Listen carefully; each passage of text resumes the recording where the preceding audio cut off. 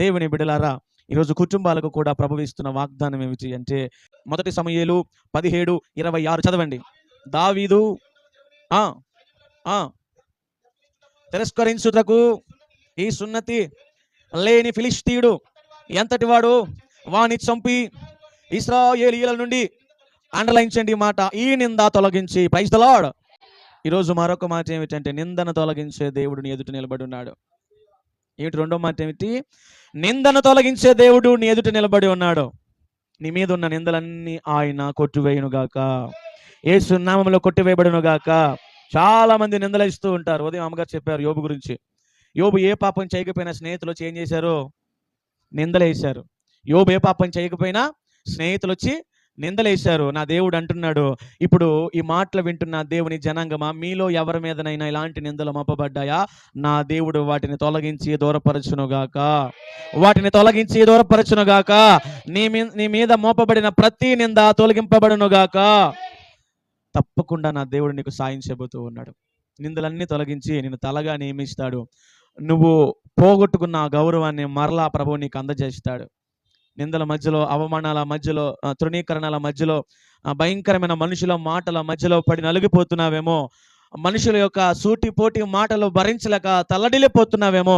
ఏ పాపం చేసిందో, ఏ పాపం చేశాడో, ఎవరిని మోసం చేశారో, ఎక్కడ ఎవరికి తెలియకుండా ఎవరికి అన్యాయం చేశారో, ఎవరు చూశారు వీడు బతుకిందుకు ఇలాగ అయిపోయింది అని నువ్వు నానా మాటలు అనుభవిస్తున్నావేమో. నా దేవుడు నీతో మాట్లాడుతున్న మాట, ఆ నిందలన్నిటినీ నా ప్రభువే తొలగించునుగాక. నా జీవితంలో కూడా నేను ఎన్నో నిందలు మోసానండి. నా జీవితంలో కూడా నేను ఎన్నో భయంకరమైన నిందలు నేను మోసాను. చాలామంది సేవకులు నా మీద చాలా రకాలుగా అబద్ధ ప్రచారాలు చేస్తే దేవుడే నాకు తోడుండి ఆ నిందలన్నిటినీ తొలగించి ఈరోజు తలగా నియమించాడు. ఎవరైతే నిందలు మోపారో వాళ్ళే నా గురించి మరలా గొప్పగా చెప్పేటట్లుగా ప్రభువు చేశాడు. మీరు దేవుణ్ణి నమ్మండి. నా దేవుడు అంటాడు, మీ యొద్ద నుండి నానా విధములైన సమస్త సర్వ నిందలను తొలగించేస్తాను. హల్లెలూయా. మనుషులు పెట్టు నిందకు భయపడకుడి. వాక్యం ఏమని సెలవిస్తుంది?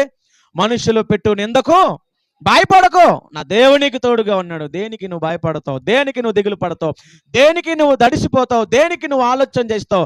దేనికి నువ్వు దిగులు పడకు. నా దేవుడు నీ పక్షాన పోరాడబోతూ ఉన్నాడు. Praise the Lord. ఒక్కసారి హల్లెలూయా. నమ్మిన వారు హల్లెలూయా. నమ్మకంతో ఉండు సహోదర సహోదరి. నీ నిందకు ప్రతిగా నా దేవుడు ఏమిస్తాడు? భూదండను అనుగ్రహిస్తాడు. ఈరోజు చాలా మంది జీవితాలు ఇలాగే ఉన్నాయి. నిందలు ఊరకనే వచ్చేది ఎదుటోడికి. అదే ఉత్తినే ఒక మాట అనేస్తాం మనం. వాడు అలాంటోడ్రా, వీడు ఇలాంటోడ్రా, ఆవిడ అలాంటిదిరా, ఈవిడ ఇలాంటిదిరా, ఉత్తినే అనేస్తాం మనం. కానీ వాడు ఒక మాటని వదిలేస్తాడు. ఆ మాటే మనకు భయంకరమైన భారం అయిపోతుంది. ఒకడు మనల్ని చంపాల్సిన అవసరం లేదు. మన క్యారెక్టర్ మీద దెబ్బ కొడితే మనం చచ్చిపోయినట్టే. మనల్ని కొట్టవసరంలా, మనల్ని ఏం చెయ్యవసరంలా. ఒక మాట అంటే మన క్యారెక్టర్ని బట్టి మనము చచ్చిపోయినట్టే. కానీ నా ప్రభువు అంటాడు, నువ్వు భయపడకు, వాటన్నిటిని నీకు దూరంగా విసిరి కొడతా, మరి ఎప్పటికీ వాటిని నువ్వు చూడవు. మరొక మాటని త్వరగా వెళ్ళిపోతాను. అపోస్తుల కార్యము 2వ అధ్యాయము వెనక నుంచి 104వ పేజీ. అపోస్తుల కార్యము 2వ అధ్యాయము 24వ వచనాన్ని మీరు చదవండి. అపోస్తుల కార్యము 2వ అధ్యాయము 24వ వచనం చదవండి. మరణము ఆయనను బంధించి ఉంచుట అసాధ్యము గనుక దేవుడు, అండర్లైన్చండి ఈ మాట, మరణ వేదనలను తొలగించి, దేవునికి స్తోత్రం కలుగునుగాక. మరొక మాట ఏమిటో తెలుసా? మరణ వేదన తొలగిస్తాడు.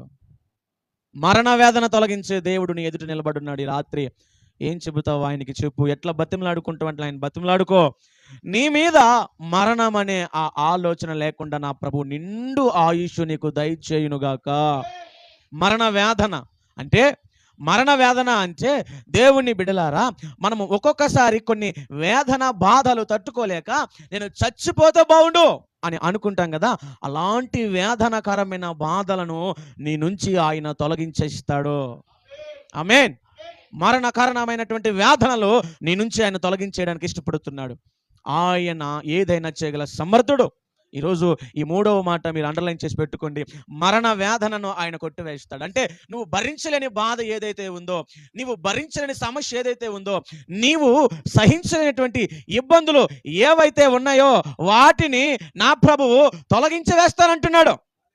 నమ్మకంతో ప్రార్థించు, నమ్మకంతో ప్రార్థించు. నా దేవుడు తప్పకుండా నీ జీవితంలో గొప్ప కార్యాలు చేస్తాడు. చాలా మంది భరించలేక బాధలు చచ్చిపోతే బాగుండు అనుకుంటారు. నా దేవుడు నన్ను కూడా అట్లాంటి పరిస్థితుల నుంచి పైకి లేపాడు.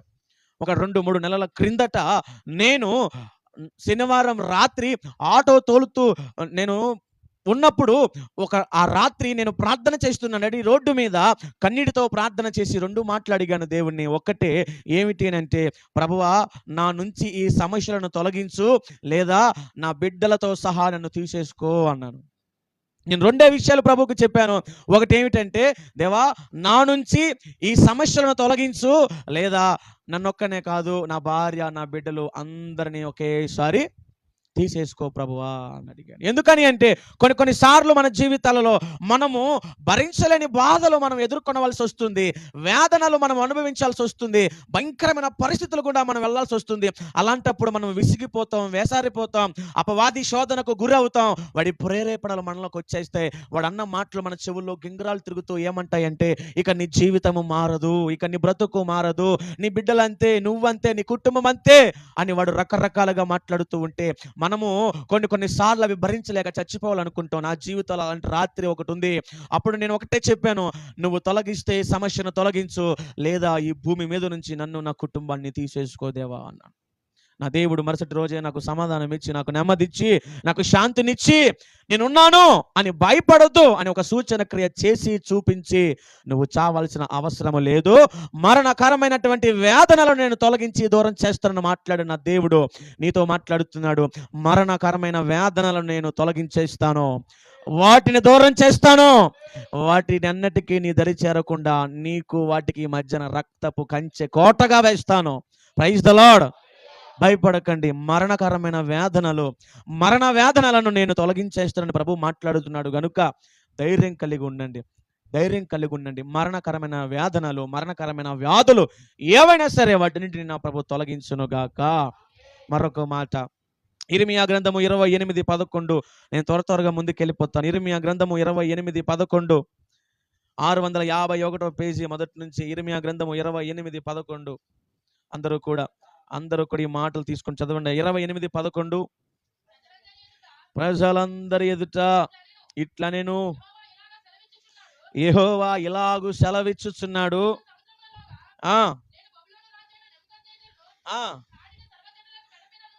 ఇక్కడ ఈ మాటలు అండర్లైన్ చేసుకోండి. నేను కొన్ని రోజులలోగా బబులోను రాజైన నెబుకద్నెజరు కాడిని సర్వజనుల మెడ మీద నుండి తొలగించి దానిని విరిచివేసేదను. దేవునికి స్తోత్రం కలుగును గాక. నా ప్రభు చెప్పమన్న మరొక మాట ఏమిటి అంటే, సాతాను వేసిన ప్రతి విధమైన కాడిని నేను తొలగించేస్తాను. Praise the lord. ఏమని చెప్పాడు దేవుడు? చెప్పాలి, ఇంకొకసారి బిగ్గరగా చెప్పాలి. వేసాడా లేదా? వాడు భయంకరమైన కాడిని మీ బిడ్డల భుజాల మీద మోపడా లేదా? అర్థమవుతుందా? నా దేవుడు ఎందుకు ఈ మాటలు పలికిస్తున్నాడు అనేది నీ మనసుకు రావాలి. సాతానగాడు నీ బిడ్డల భుజాల మీద మత్తు పదార్థాలని కాడిని వేసేశాడు. అవునా కదా? మత్తు పదార్థాలు, మందు, గంజాయి, ఇంకా ఇతరత్ర భయంకరమైన వ్యసనాలనే కాడి వాడు నీ బిడ్డల భుజాల మీద, నీ భర్త భుజముల మీద వేసేసాడు. నువ్వు దాని గురించి బాధపడుతున్నావేమో. నా దేవుడు చెప్పమన్న మాట, ఇదిగో ఈ రాత్రి నేను కొద్ది దినములలోగా నేను మీ మెడల మీద ఉన్న కాడిని తొలగించబోతూ ఉన్నాను. Praise the Lord. ఎస్. ఏ కాడి మోస్తున్నావు నువ్వు? ఏ కాడిని మోస్తున్నావు నువ్వు? ఒకసారి ఆలోచన చేయి. ఈరోజు ఏ కాడిని నువ్వు మోస్తున్నావు? సాతాను వేసిన కాడులు మోస్తున్నావా? అమ్మ వింటున్నారా? తమ్ముళ్ళు వింటున్నారా? ఏ కాడి మోస్తున్నావు నువ్వు? ఎవరో నీ మీద కాడి మోపారు. దేవుని కాడి మోయుట యవన కాలమందు అది యవనుడికి అది మేలే, కానీ అదే యవన కాలమందు అపవాది కాడి మోయుట వాడికి కీడు. ఈరోజు కుటుంబాలైనా దేవుని బిడ్డలైనా మీరందరికీ మీకు చెప్పే మాట ఏమిటి అంటే, నా ప్రభు ఆత్మస్వరూపుడిగా, అదృశ్య దేవుడిగా ఇదిగో మీకు తెలియజేస్తున్న మాట ఏమిటి అంటే, మీ మీద మోపబడిన ప్రతి కాడిని నేను తొలగించేస్తాను. అతి కొద్ది దినములలో నేను మీ మీద మోపబడిన ప్రతి కాడిని తొలగించేస్తాను. ఇప్పుడు నేను పైనుంచి మరొకసారి వస్తే గనక అపవాదిగాడు మీ భుజముల మీద ఏ కాడి మోపాడో తెలుసా? నింద అనే కాడి మోపాడు. నువ్వు దానిని మొయ్యలేక అలసిపోయి సొలసిపోయి భరించలేక భారభరితమైన జీవితాన్ని నువ్వు చూస్తూ ఉన్నావు, దాని గుండా నువ్వు ప్రయాణం చేస్తూ ఉన్నావు. నా ప్రభువు అన్నాడు, ఆ బరువైన నింద అనే కాడిని నేను తీసివేస్తున్నాను. హల్లెలూయా! ఆ బరువైన నింద అనే కాడిని నేను తొలగించేస్తూ ఉన్నాను. మొదటగా మనం చదువుకున్నాము రోగం అనే కాడి. ఈరోజు నీ ఇంట్లో ఎందరైతే రోగగ్రస్తులు ఉన్నారో, ఈ మాటలు వినేవాళ్ళు ఎందరైతే రోగాలతో బాధపడుతున్నారో, వారికి ప్రభు చెప్పమన్న మాట ఏమిటి అంటే, అతి కొద్ది దినములలో నీ భుజముల మీద మోపబడిన రోగం అనే కాడిని నేను తొలగించి వేయుచును ఉన్నాను. దేవునికి స్తోత్రం కలుగును గాక. దేవుడు నీకు విడుదలవ్వబోతూ ఉన్నాడు. దేవుడు నిన్ను విమోచించబోతూ ఉన్నాడు. దేవుడు నిన్ను స్వస్థపరచబోతూ ఉన్నాడు. దేవుడు నిన్ను లావనెత్తబోతూ ఉన్నాడు. దేవుడు నిన్ను అభిషేకించబోతూ ఉన్నాడు. దేవుడు నిన్ను బలపరచబడబోతూ ఉన్నాడు. హల్లెలూయా! మరొక మాట మనం చదువుకున్నాం కదా, సముద్రం అనే కాడిని భుజముల మీద నుంచి తొలగింపబడును గాక. లోకం అనే కాడిని భుజముల మీద నుంచి తొలగించబడును గాక. మరణ వేదనలనే కాడిని భుజముల మీద నుంచి తొలగించబడును గాక. ఎస్, వేదనలు, మరణ వేదనలు, ఇలాంటి సాతాను కాడులన్నీ కూడా నా ప్రభువు తొలగించడానికి ఇష్టపడుతున్నాడు.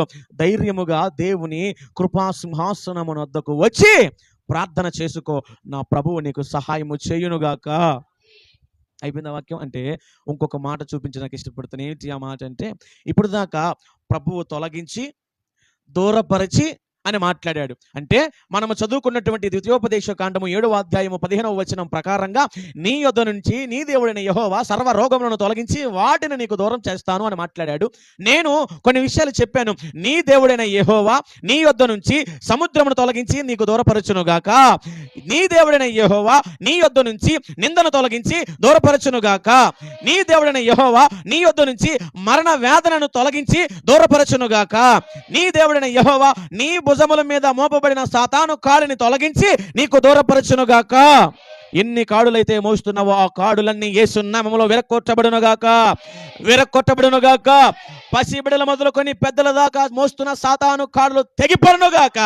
యేసు నామములో తెగిపడునుగాక. యేసు నామములో విరక్కొట్టబడునుగాక. తప్పకుండా నా దేవుడు నీ జీవితంలో ఒక అద్భుతము చేయునుగాక. అయిపోయిందా అంటే, ఇక్కడ మరొక మాట ప్రభువు నాకు చెప్పాడు. తొలగించాడు, దూరం చేశాడు. ఇప్పుడు నువ్వేమైపోయావు?